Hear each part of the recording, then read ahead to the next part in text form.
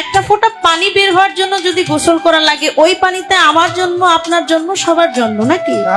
আচ্ছা, ওই পানির জন্যই তো গোসল করা লাগে, তাই? আচ্ছা, তাহলে ওই পানিটা যদি অপবিত্র হয় তাহলে আমি কি পবিত্র না?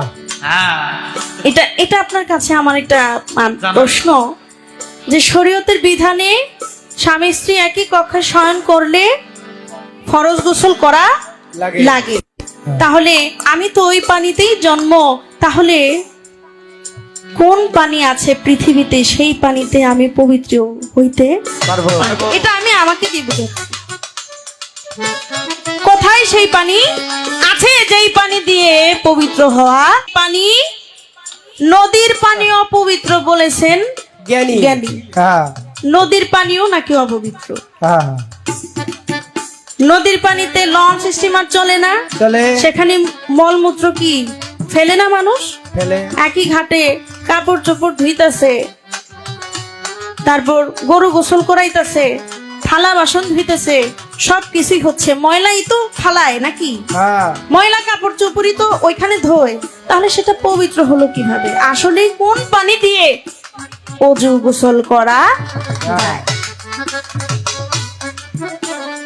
লাস্টের অন্তরায় বলা হয়েছে, গেল না মনের গন্ডগোল, বাঁধলো বিষম গন্ডগোল, আদি কথা জানিতে চাই নামাজে কি ফল।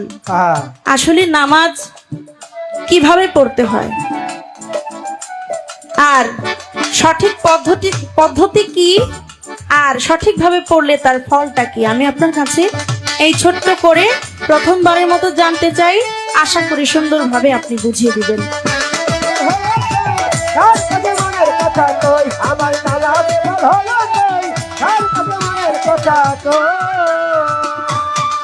গেল না মনের গন্ডগোল, বাঁধলো বিষম গন্ডগোল, আদি কথা জানিতে চাই নামাজে কি ফল।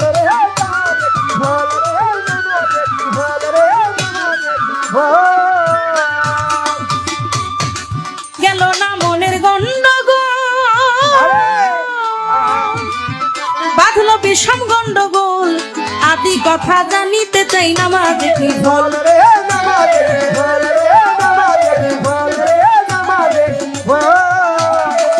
ভেবে রজব কয় মোর জনম বিফল,